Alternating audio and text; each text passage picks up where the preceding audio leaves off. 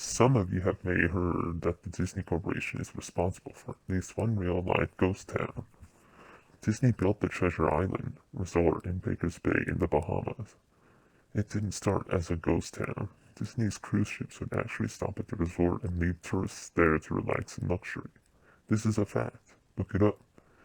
Disney blew $30 million on the place. Yes, $30 million. That's a lot of money. Then they abandoned it. Disney blamed those shallow waters too shallow for their ships to safely operate. And there was even blame cast on the workers, saying that since they were from the Bahamas, they were too lazy to work a regular schedule. That's where the factual nature of their story ends. It wasn't because of sand, and it obviously wasn't because foreigners are lazy. Both are convenient excuses. No, I sincerely doubt those reasons were legitimate. Why don't I buy the official story? Because of Mowgli's Palace, near the beachside city of Emerald Isle in North Carolina. Disney began construction of Mowgli's Palace in the late 1990s. The concept was a jungle-themed resort with a large, you guessed it, palace in the center of the whole thing. If you're unfamiliar with the character Mowgli, then you might remember the story of the Jungle Book. If you haven't seen it anywhere else, you know it is a Disney cartoon from decades past. Mowgli is an abandoned child in the jungle, essentially raised by animals and simultaneously threatened, pursued by other animals. Mowgli's Palace was a controversial undertaking from the start. Disney bought up a ton of high-priced land for the project. There was actually a scandal surrounding some of the purchases.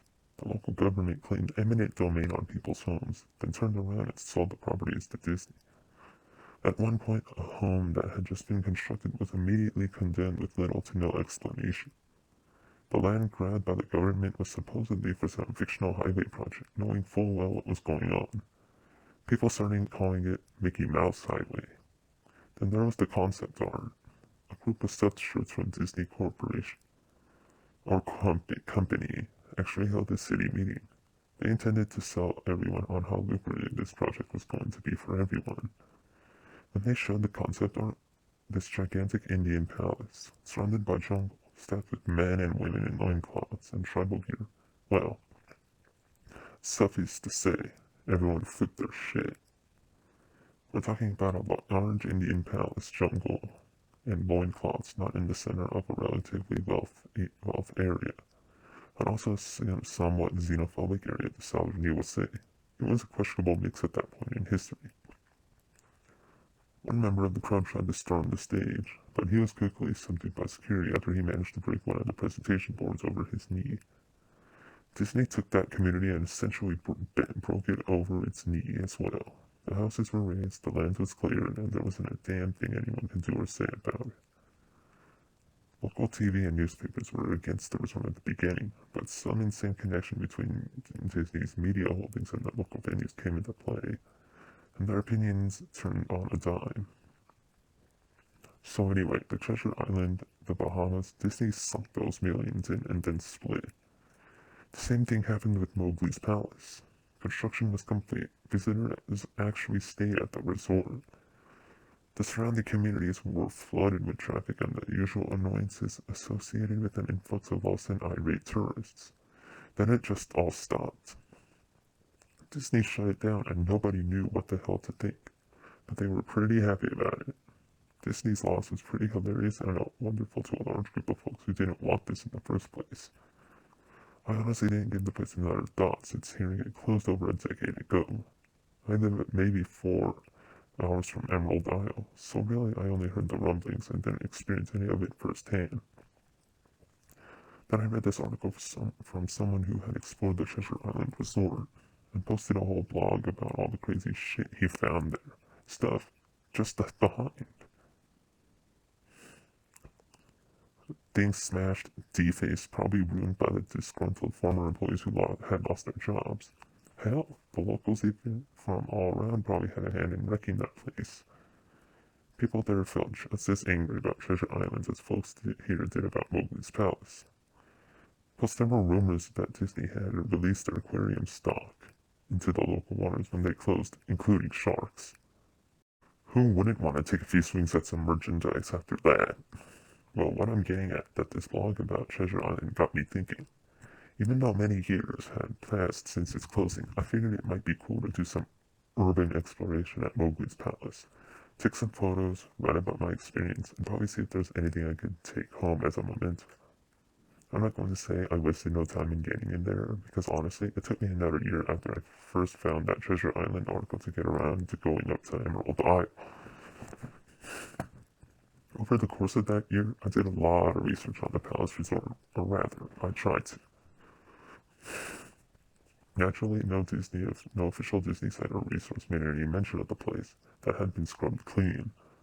Even odder, however, was that nobody before myself had apparently thought to blog about the place or even post a photo. None of the local TV or newspaper sites had one word about the place, though that was to be expected, since they all had swung Disney's way. They wouldn't be out there laughing lauding their embarrassment, you know. I recently learned that the corporations can actually ask Google, for example, to remove links from search results, basically for no good reason. Looking back, it's probably not that nobody spoke of the resort, but rather their words were made inaccessible. So in the end, I could barely find the place. All I had to go on was an old as hell map I received in the mail back in the 90s. It was a promotional item sent out to people who had recently been to Disney World, and I guess since I had been there in the late 80s, that was recent. I didn't really intend to hang on to it. It just got shoved in with my books and comics from my childhood.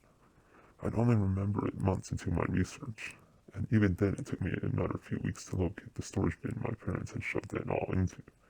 But I did find it. Locals were no help, as most were transplants who had moved to the beach in recent years,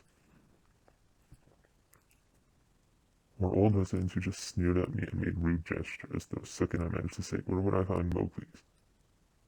The drive took me through an inordinately long corridor of overgrowth.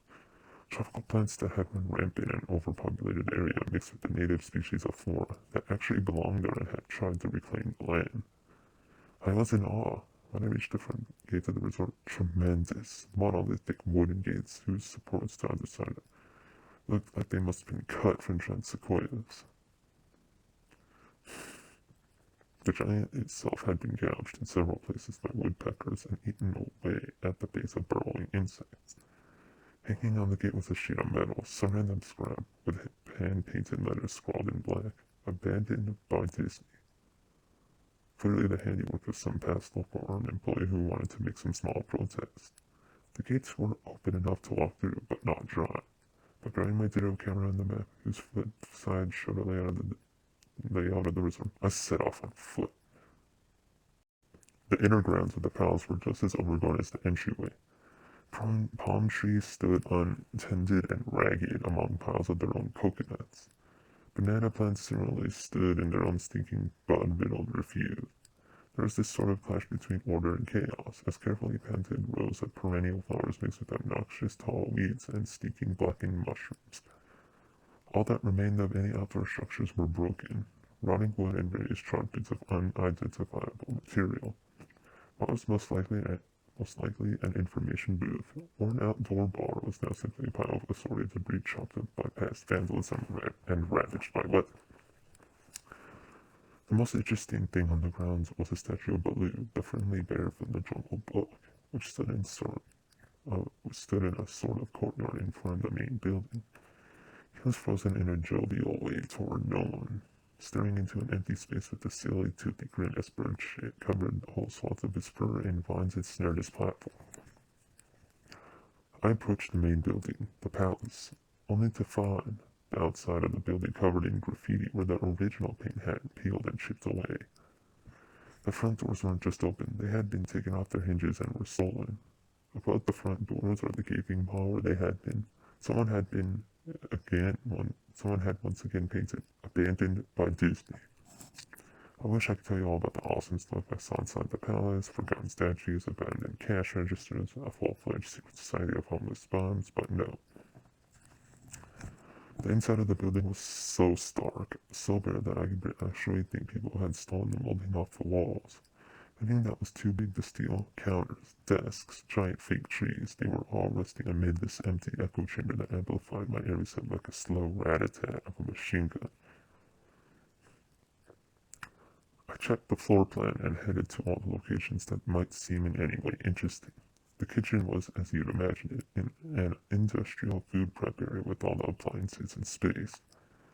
No expenses spared. Every glass surface was broken. Every door knocked off its hinges. Every metal surface kicked and dented. The entire place smelled like very old piss. The huge freezer, not even remotely cool now, had row upon row of empty shelf space. Hooks hung from the ceiling, probably for hanging cuts of meat. And as I stood inside for a moment, I noticed they were swinging. Each hook swung in a random direction, but the movements were so slow and small that it was almost impossible to see. I figured it had been caused by my footsteps, so I stopped one from swinging by clutching it in my fist, and then carefully letting go. But within seconds, it started to swing once more. The bathrooms were in much the same state as the rest of the place. Just like the Treasure Island resort, someone had methodically smashed each porcelain commode with coconuts and other implements. There was about a half an inch of rancid, stinking, stagnant water on the floor, so I didn't stay there very long. What's odd is that the toilets and the sinks and the bidets in the ladies' room, yes, I went there, all dripped, leaked, or just ran freely. It seemed to me that they should have shut off the water long ago. There were plenty of rooms in the resort, but naturally, I didn't have time to look through all of them. The few I did peer into were similarly wrecked, and I didn't expect to find anything there. I thought there was actually a television or radio in one room, as I really think I heard a quiet conversation coming out. Though it was like a whisper, probably my own breathing echoing in the silence, or just another case of the sound of flowing water playing tricks on the mind. This is what it sounded like. The first one was, I didn't believe it. The second one was, a short unknown reply. Then the next one was, I didn't know that. I didn't know that. The next one said, your father told you. Then the next one said, an unknown reply or possibly just weeping. I know that sounds ridiculous. I'm just telling you what I experienced, why I thought there might have been something in that room, or worse, some vagrants who had holed up here and probably would have knifed me. At the front doors of the palace again, I figured I hadn't found anything of note and had wasted the trip up.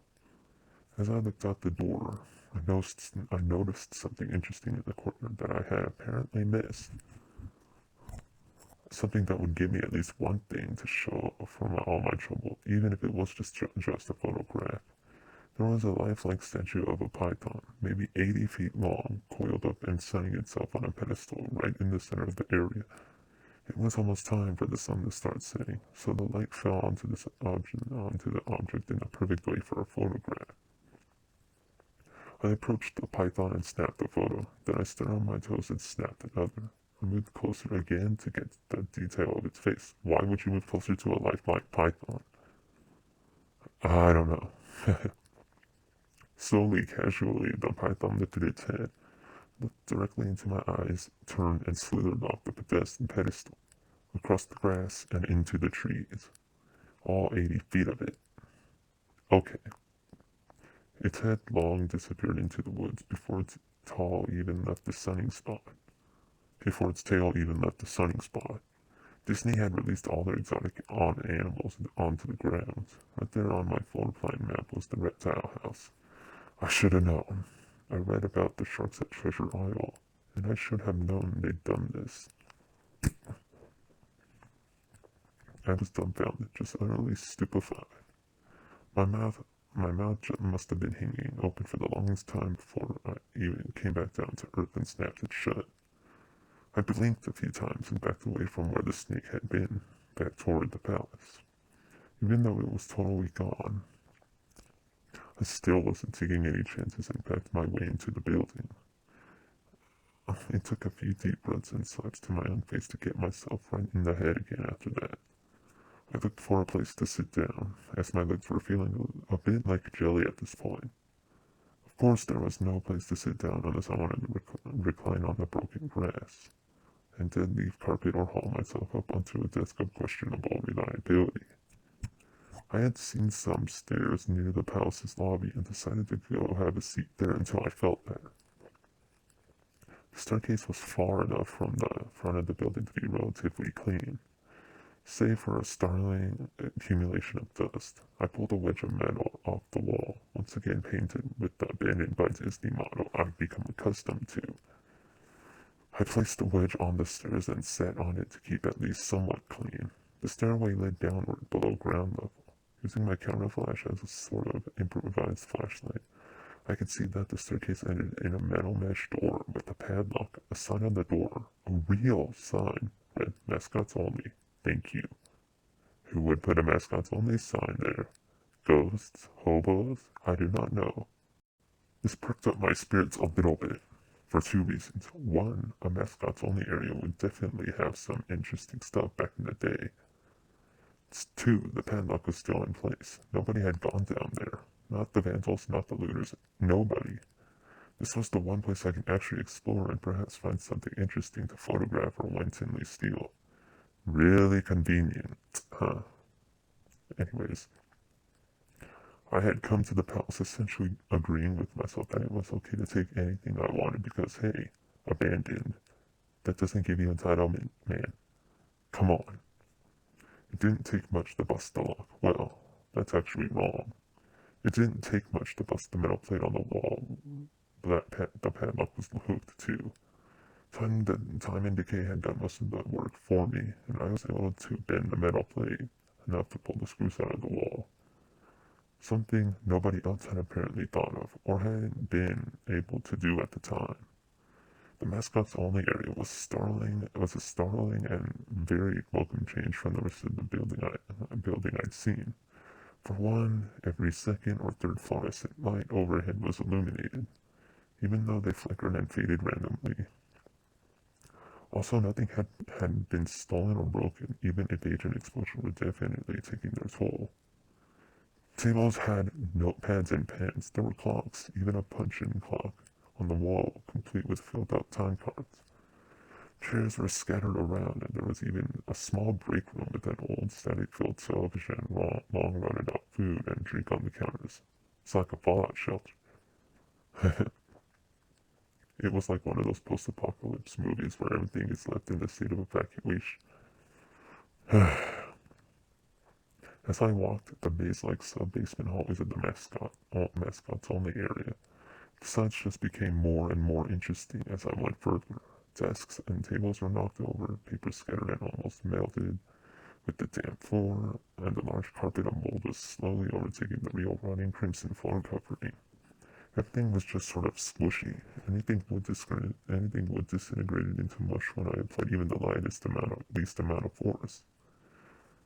Clothing items hanging on hooks in one of the rooms simply felt too moist threads if I tried to unhook them. One thing that annoyed me was the light was becoming more sparse and unreliable as I went further into the dank, suffocating depths of the place. Common sense to get out of there, man. Eventually, I reached a black and yellow striped door with the words "Character Prep 1" stenciled on it. The door wouldn't open at first. I figured this was probably where the costumes were kept. I definitely wanted a photograph of that twisted, sticking mess. Try as I might, whatever angle or trick I tried, the door wouldn't budge. That is, until I gave up and started to walk away. Totally not suspicious. Come on. That was when there was a slight popping sound and the door creaked open slowly. I would have been out of there. Ran. Inside the room was completely dark, pitch black. I used the camera flash to look for a light switch in the wall by the door, but there was nothing. As I made my search, I was drawn out of my sense of excitement by a loud electrical buzz. Rows of lights overhead suddenly flashed to life, flickering and fading in and out like the rest I had passed. It took a second for my eyes to adjust, and it seemed like the light was going to just keep getting brighter until all the bulbs exploded. But just when I thought it would reach that critical stage, the lights dimmed a bit and steadied. The room was exactly as I had pictured it. Various Disney costumes hung on the walls, fully put together like strange cartoon cadavers hung from invisible nooses. There was an entire rack of loincloths and native clothes on hangers toward the back. What I found odd, and what I wanted to photograph right away, was a Mickey Mouse costume at the center of the room. Unlike the other costumes, it was lying on its back in the center of the floor like a murder victim, or in a haunted house. The fur on the costume was rotten and shedding, creating bare patches. What was even odder, however, was the coloring of the costume. It was like a photo negative of the actual Mickey Mouse. Black where he should be white, and white where he should be black. His normally red overalls were light blue. The sight was putting enough that I actually put off photographing the thing until last. I took a picture of the costumes hanging on the walls, upward angles, downward angles, side shots to show an entire row of frozen, putrid cartoon faces, some with plastic eyes missing. But then I decided to stage a shot, just one of the bedraggled character heads on the slick, grimy floor. I reached for the headpiece of a Donald Duck costume, and carefully removed it so the thing wouldn't fall apart in my hands. As I looked into the face of the wide-eyed, moldering head, a loud clattering sound made me jump with fright. I looked down at my feet, and there were, between my shoes, was a human skull. It had fallen out of the mascot head and shattered into pieces at my feet. Only that empty face and lower jaw remained, staring up at me. I dropped the duck head immediately, and as you'd expect, I moved for the door. I thought you'd have at least common sense to leave the room and not enter it. Oh well, right? Wouldn't make for a story if he just abruptly ended his journey. As I stood in the doorway, I looked back to the skull on the floor. I had to take a picture of it, you know. I had to, for any number of reasons that may seem silly, but only if you didn't think it through. I'd need proof of what happened, especially if Disney was going to somehow make this go away. I had no doubt in my mind right from the start that even if it was just gross negligence, Disney was responsible for this. That's when Mickey, that photo negative, opposite Mickey in the middle of the floor, started to get up. First sitting up, then climbing to its feet. The Mickey Mouse costume, or whoever was inside of it, stood there at the center of the room. Its fake face just started directly at me as I mumbled, "No," over and over and over. With shaking hands, a violently thrashing heart, and legs that had once again turned to jelly, I managed to lift the camera and aim it at the opposite creature now quietly sizing me up. The digital camera screen displayed only dead pixels in the shape of that thing.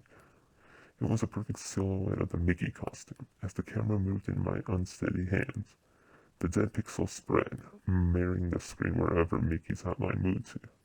Then the camera died. Oh crap, it's about to get intense, went Blake in quiet and broken. I raised my eyes once again to the Mickey Mouse costume. It said, "Hey."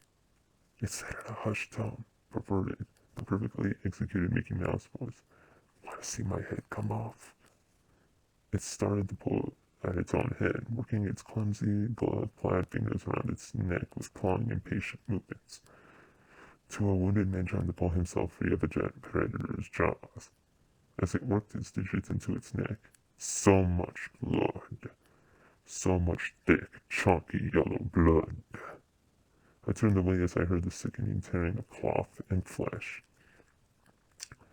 Only cared about getting away. Above the doorway out of this room, I saw the final message into the metal with the bone, or fingernails.